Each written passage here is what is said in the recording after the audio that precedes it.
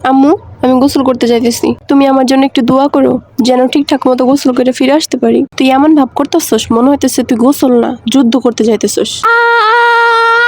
আল্লাহ, পানি এত ঠান্ডা কেন, এত শীত কেন? আল্লাহ বাঁচাও, আল্লাহ বাঁচাও।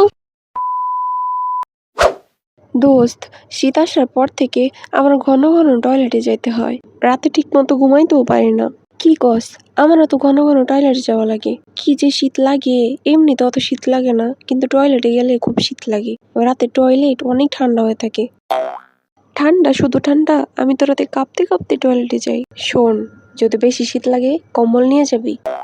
কম্বল নিয়ে গেলে পরের দিন আম্মু বাসা থেকে বের করে দিব। শীত থেকে বাঁচার অন্য কোনো উপায় থাকলে ক। ডায়পার পর। বাচ্চাদের ডায়পার আমি পরবো? বড়দেরটা পরবি। তুই কি আগে কখনো পরছিলি? না, কিন্তু তুই পরে ভালো রিভিউ দিলে আমারেও একটা দিস।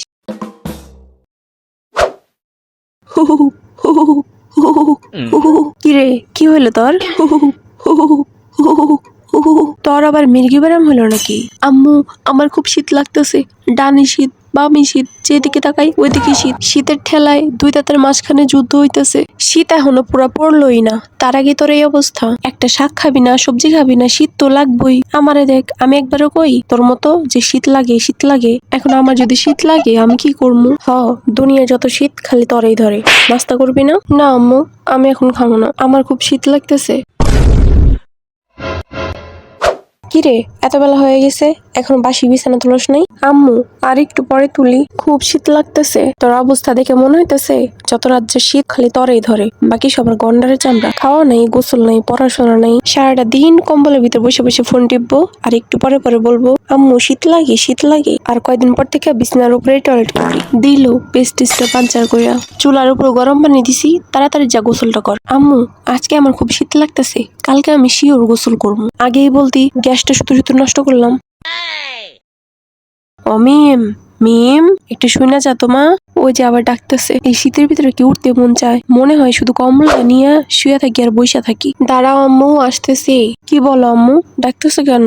চুলার উপর পানি গরম করে রাখলাম, নিয়ে তাড়াতাড়ি গোসল কর, নইলে পানি ঠান্ডা হয়ে যাবে। তুমি এসব কি বলো আম্মু? তোমার 10টা না 5টা না একটা মাত্র মেয়ে। তুমি কি চাও এই শীতে তোমার মেয়েটা গোসল করে মারা যাক? শীতের ভিতর গোসল করলে যে কেউ মইরা যায়, এই কথা তোর কাছ থেকে প্রথম শুনলাম।